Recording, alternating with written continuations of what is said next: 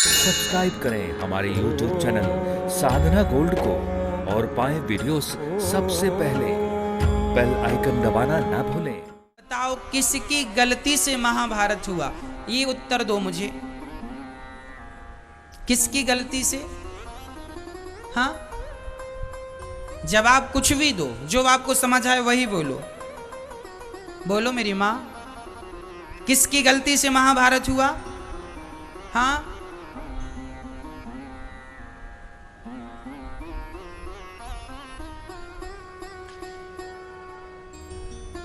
घर में जब लड़ाई झगड़ा होता है तो गलती किसकी होती है?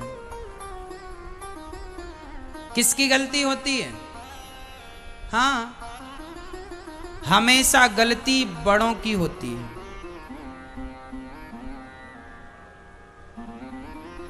है ना? कैसे? सबके घर में लड़ाई और झगड़ा होता है, पर बड़ों का काम है कि वह डांट कर, जरूरत पड़े तो मार कर, जरूरत पड़े तो घर से हाथ पकड़ के साम दाम दंड भेद, 4 बातें हैं हमारे यहां। समझाओ, साम, दाम, पैसा दे भैया, पैसा ले ले, मान जा, नहीं मान रहा है तो दंड। बातों के देवता फिर बातों से ना माने तो लात। यदि आपका अपना बेटा बातों से नहीं समझ रहा तो फिर उसे क्या चाहिए? पहले के बाप ना अपने बेटे को जूते से मारते थे। बेटा गलती करे तो बाप मारता था, काहे से? जूते से मारता। आपने देखा ये गांव में अक्सर ये दृश्य देखने को मिल जाता था। कोई बाप दे रहा, 4-6 जूते दिया, ले प्रसादी मिल गई। फिर बच्चे मजे लेते, क्या हुआ? प्रसादी मिल गई। पहले के बच्चे ना बुरा नहीं मानते थे बाप जूता मारता था तो, और आजकल तो बाप जरा सा मार दे तो बेटा नाराज हो जाता। तुमने जूजू बना लिया बच्चों को। पहले ही की ठीक, तो जूता खाने के बाद भी चुपचाप घर में जाके सो जाते थे। तो समझाओ, साम दाम, पैसे लेके मान जा, पैसे से ना माने तो जरा दंड दो, और दंड से भी ना माने तो चौथा है भेद, उस व्यक्ति का त्याग कर दो। पूरे महाभारत में गलती बड़ों की है। उनमें सबसे बड़े कौन? सबसे बड़े तो पितामह भीष्म थे, पर पूरी गलती हम पितामह भीष्म के कंधे पर नहीं डाल सकते। सबसे बड़ी गलती है धृतराष्ट्र की। पितामह की भी गलती है। पितामह को चाहिए था कि दुर्योधन की हत्या कर देते। कब? अब बताओ, पितामह जैसे दिग्गजों के सामने किसी महिला की साड़ी उतर रही है, क्या ये पितामह जैसे महापुरुषों के सामने शोभनीय था? अपराधी को दंड मिलना चाहिए कि नहीं? और भरी सभा में किसी स्त्री की साड़ी कोई उतार रहा है, उससे यदि पितामह भीष्म मृत्यु दंड दे देते तो न्याय की प्रतिमूर्ति के रूप में उभर के आते कि नहीं? अरे ऐसा न्याय पितामह ने मार दिया। एक बाण उठाते और पितामह के बाणों का तोड़ धरती पर किसी के पास नहीं था। पितामह को इच्छा मृत्यु का वरदान था, और पितामह जैसा दिग्गज ना भूतो ना भविष्यति, ना हुआ उसके पहले ना उसके बाद कभी कोई हो सकता है। पितामह तो पितामह है। पितामह भीष्म यदि चाहते दुर्योधन को उसी समय मार देते जब उसने ये कहा था, 2 लोगों को मार डालते, दुशासन को और दुर्योधन को। दुर्योधन कहता है अपनी भाभी को, द्रौपदी दुर्योधन की कौन है? भाई। धृतराष्ट्र और पांडु ये एक बाप की संतान है, भाई भाई है, मां अलग अलग है। तो जो धर्मराज युधिष्ठिर थे वह दुर्योधन के बड़े भाई थे, चाचा के लड़के, काका के लड़के। तो काका का लड़का भी तो हमारा भाई ही होता है, और बड़ा है तो बड़ा भाई होता है। तो ये जो द्रौपदी थी, इस रिश्ते से बताओ द्रौपदी दुर्योधन की क्या लगी? भाभी लगी। तो कोई देवर अपने भाभी की साड़ी उतारने लग जाए सबके बीच में, तो ऐसों को मार देना ही धर्म है कि नहीं? बोलो। राम जी ने रावण को क्यों मारा? क्योंकि उसने सीता किसी स्त्री का हरण किया। राम जी ने बाली को क्यों मारा? जबकि राम जी सुग्रीव से दोस्ती किए थे। यदि राम जी बाली से दोस्ती कर लेते तो राम जी का काम तो और आसान हो जाता, क्योंकि सुग्रीव से 50 गुना ताकतवर तो बाली था। राम जी कह देते रावण को मारना है, बाली जाता कांख में दबा के ले आता, थोड़ा और दबा देता तो निपट जाता रावण। 6 महीने तो दवा ही था। राम जी यदि बाली से दोस्ती कर लेते तो राम जी का ज्यादा बेनिफिट था, ज्यादा फायदा था। लेकिन राम जी ने ताकतवर आदमी से दोस्ती नहीं की, बाली से दोस्ती नहीं की। क्यों नहीं दोस्ती की? तू भले कितना भी ताकतवर है, पर तू अपराधी है। तूने अपने भाई की पत्नी को रख रखा, इसलिए जो अपने भाई की औरत को कुदृष्टि से देखता है, ऐसा कितना भी ताकतवर हो, ऐसों से हम दोस्ती नहीं करते। राम जी कह रहे हैं तू गलत है, भले ताकतवर है, तेरी ताकत है, इसका मतलब ये कि दूसरे अपने भाई की पत्नी को, ये अपने भाई की पत्नी को रखा था, सुग्रीव की पत्नी को इसने रखा था बाली ने, इसलिए तो राम जी ने मारा।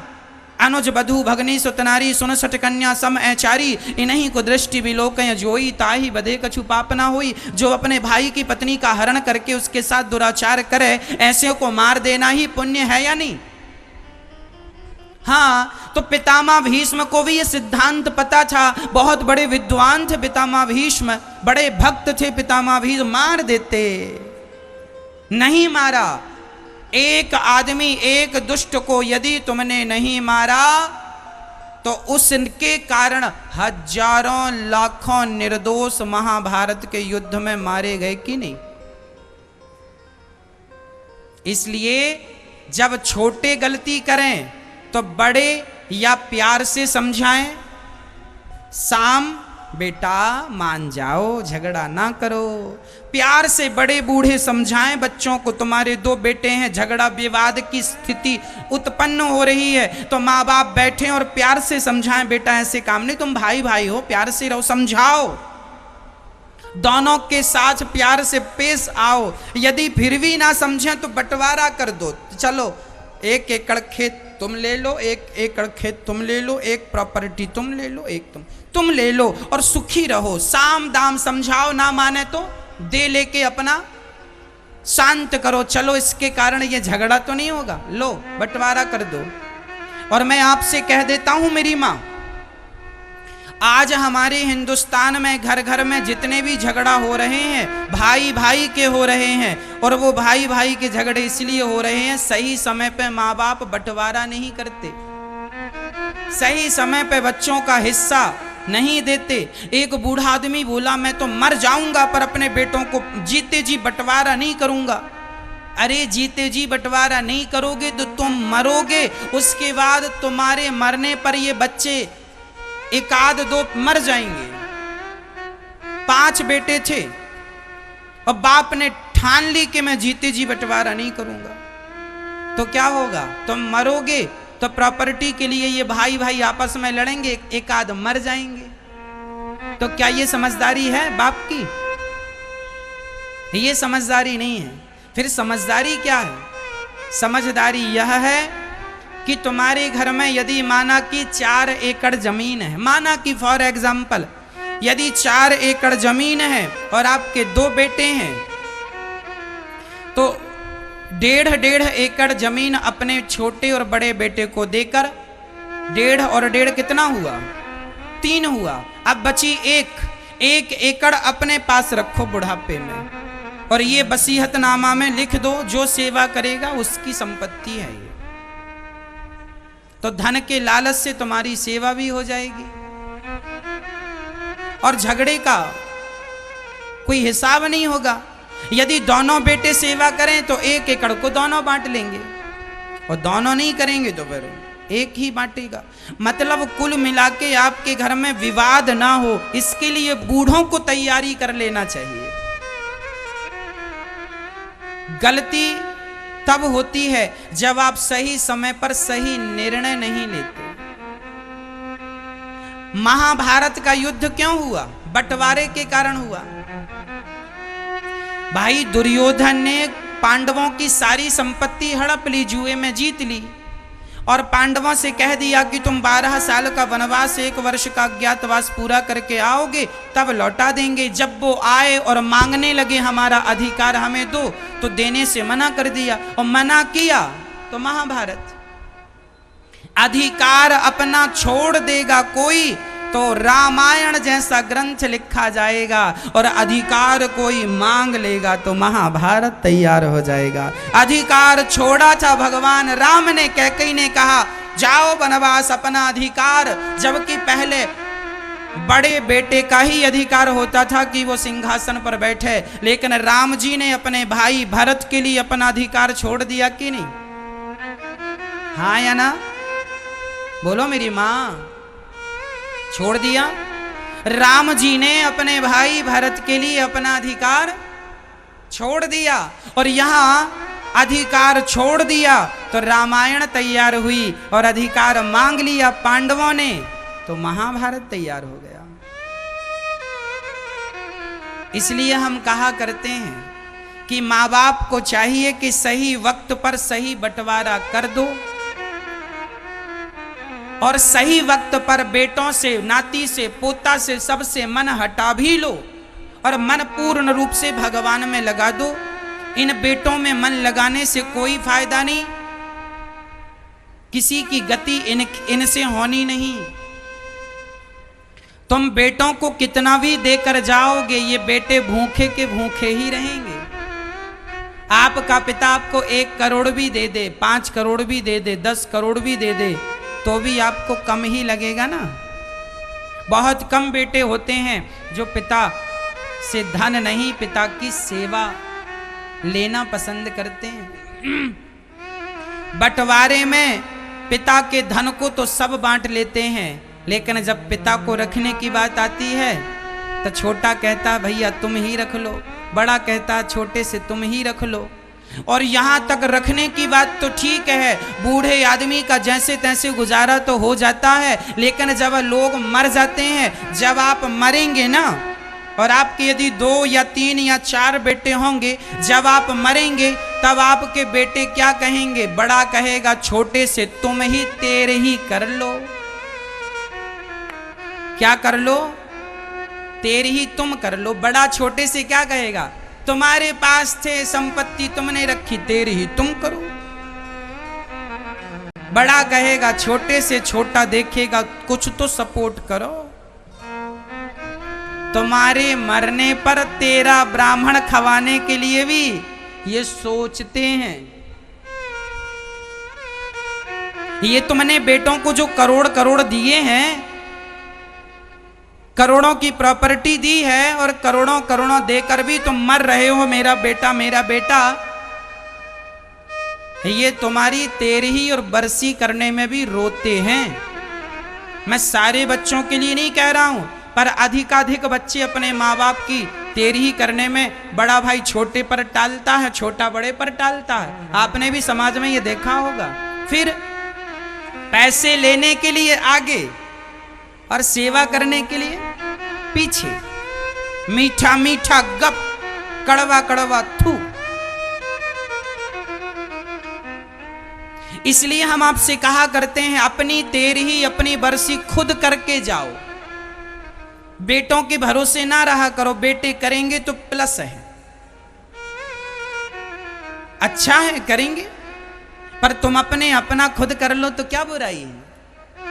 अपनी तेरही कर लो, अपनी बरसी कर लो, अपने हाथ से ब्राह्मणों को खिला दो, गौदान कर दो, भूमि दान कर दो, अपने हाथ से अन्न दान कर दो। जब तुम मरोगे तो आपका बेटा अन्न दान करता है आपके नाम से। कितना? 5 किलो दे दिया, 10 किलो दे दिया, 20 किलो दे दिया, बस।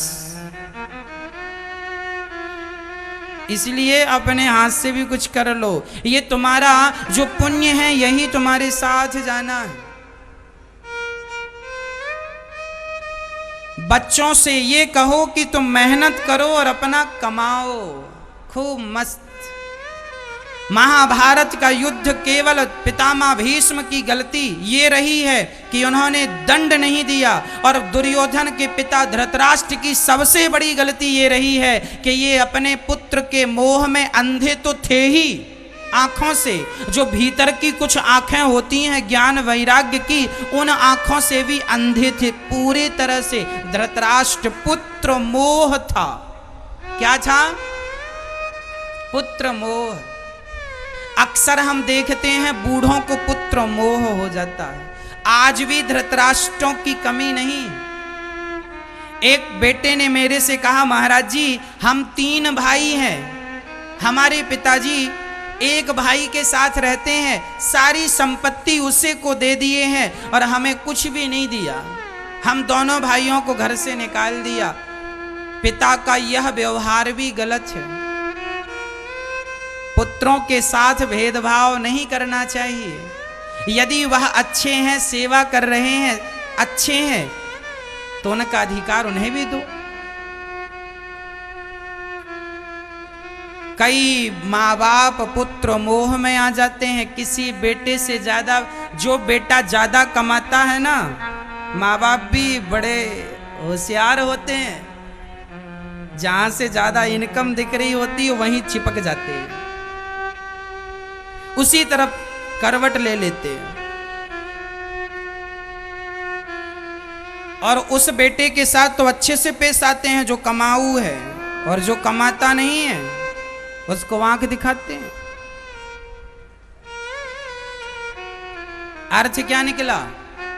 मां बाप को तो बराबर का व्यवहार रखना चाहिए। मन भेद और मतभेद घर में ना उत्पन्न हो, नहीं तो ये कल के लिए बहुत बड़ा कांटा बन जाएगा। इसलिए महाभारत की एक एक बात समझने लायक है। धृतराष्ट्र की गलती क्या थी कि वह बहुत बड़े मतलबी थे। मेरा भरी सभा में बहू की लाज लुट रही है, लुट जाए पर मेरा दुर्योधन बेटा राजा बन जाए, बस दुर्योधन बेटा, दुर्योधन बेटा, दुर्योधन। भले वो गलत कर रहा है सबके सामने, फिर भी अपने बेटे का पक्ष ले रहे हैं। और याद रखना मेरी माँ, जब तुम गलत लोगों का पक्ष लेते हो तो परिणाम में सर्वनाश होता है। अच्छा, महाभारत में एक और है माता गांधारी। पति तो अंधे थे ही, तो तुम उनकी लाठी बन जाती, तुम भी आंखों में पट्टी बांध के बैठ गई। अब सुनना, समाज में जब गांधारी जैसी स्त्रियां आंखों में पट्टी बांध लेती हैं और पितामह भीष्म जैसे दिग्गज चुप्पी साध लेते हैं, तब द्रौपदी जैसी बेटियों की लाज लुट जाया करती है। तब लुटती है जब पितामह जैसे लोग चुप होते हैं और गांधारी जैसी स्त्री आंखों में पट्टी बांधी होती है। अरे गांधारी को पट्टी बांधने की जरूरत थी? पति तो अंधे थे ही, जरा बेटों की करतूत तुम ही अपनी आंखों से देखकर गाल पर थप्पड़ जमाती। दुर्योधन के क्यों रे अपनी भाभी के कपड़े उतारता? तुझे लाज नहीं आती, शर्म नहीं आती? लेकिन दुर्योधन से, उसके घर वालों में से किसी ने यह सवाल नहीं किया। क्योंकि पुत्र मोह है। क्योंकि क्या है? पुत्र मोह। आप लोग भी पुत्र मोह में ना उलझ जाना, नहीं परिणाम वैसा ही होगा जैसे धृतराष्ट्र का हुआ। आंखों के सामने 100 की 100 बच्चे मारे गए, और जब मरा दुर्योधन तो धृतराष्ट्र को उनके अपने पानी देने वाले नहीं बचे। भीम भैया रोटी कैसे देते हैं धृतराष्ट्र को? ए बुढ़े, ये लोग खा लो। एक दिन धृतराष्ट्र रो रहे हैं, विदुर विदुर विदुर सुनो, क्या ये भीम जो है हमें कुत्तों की तरह रोटियां फेंक फेंक के देता, बुढ़े खा लो। विदुर जी ने डांट लगाई, तुम्हें शर्म आनी चाहिए। अरे उसका तो धन्यवाद दो, भीम का कम से कम तुम्हें कुत्तों की तरह देता है। तुम्हारे आचरण तो ऐसे हैं कि कुत्तों की तरह भी तुम्हें रोटियां नहीं मिलनी चाहिए, पर फिर भी देता है, उसका धन्यवाद दो। ऐसा विदुर जी ने डांट लगाई। तुम वही धृतराष्ट्र हो ना, जिसके सामने द्रौपदी की लाज लुटती रही और आप चुपचाप बैठे तमाशा देखते रहे। तुम जैसों को तो रोटियां मिलनी ही नहीं चाहिए, पर फिर भी कुत्तों की तरह मिल रही हैं, खाओ। और सुनो, तुम वही धृतराष्ट्र हो ना, जिसने भीम का पुतला, जिसने भीम को गले में लगाकर गले लगाने के बहाने उसे मारना चाहा। वो तो कृष्ण भगवान की चतुराई से वो भीम की जगह माम का पुतला दे दिया गया, उसे दबाया। धृतराष्ट्र ने तो चूरा हो गया था। यदि सही का भीम हाथ में आ जाता तो दबा के तुम तो मार डालते। तुम वही हो ना जिसने भीम को मारना चाहा। तुम वही धृतराष्ट्र हो ना जिनने पांडवों को लाक्षागृह में बंद करके आग लगवाई थी। तुम वही धृतराष्ट्र हो ना जिन्होंने 12 साल का वनवास और 1 वर्ष का अज्ञातवास पांडवों को दिया। यदि उसके इतना अत्याचार तुमने पांडवों पर किया, फिर भी वो तुम्हें कुत्तों की तरह रोटियां दे रहे हैं, तो तुमसे वो अच्छे ही हैं। तुम जैसों को तो कुत्तों की तरह रोटियां भी नहीं मिलनी चाहिए। तुम्हारे आचरण ऐसे हैं। याद रखना मेरी मां, धर्मराज युधिष्ठिर बहुत इज्जत करते हैं धृतराष्ट्र की। अर्जुन बहुत इज्जत करते हैं धृतराष्ट्र की। भीम भैया भी बहुत इज्जत करते थे धृतराष्ट्र की, पर धृतराष्ट्र का आचरण ऐसा था कि हम देखो, हम भी आपकी इज्जत कब तक करें? केवल हमारा ही ठेका है क्या कि हम ही आपकी इज्जत करें? आपका नहीं है कर्तव्य कि आप भी हमारी इज्जत करें? आप हमें जहर दे के मार रहे हैं, आप हमें आग में मारना चाहते हैं, आप हमारा धन हड़प लेते हैं, और फिर भी आप हमसे उम्मीद करें कि हम आपको इज्जत से रोटियां दें? ऐसा तो संभव नहीं है साहब। अपने भी तो आचरण देखो कि तुमने क्या किया है। ये बातें सासों को याद कर लेनी चाहिए। जब तुम्हारी बहू नई नई घर में आती है, तुम बड़ा ताना मारती हो, बाप के घर से ये लेके आई हो, बाप के घर से सीख कर आई हो, बहुत ताना मारती हो, बहुत उसका अपमान करती हो। और जब तुम बूढ़ी हो जाती हो तो रोती हो, बहू सेवा नहीं करती, बहू रोटियां नहीं देती। तुम्हारा जब खून गर्म था तब तुमने उसके साथ क्या किया है? अब जो किया है तो भोगो। क्या जरूरत थी ताने मारने की?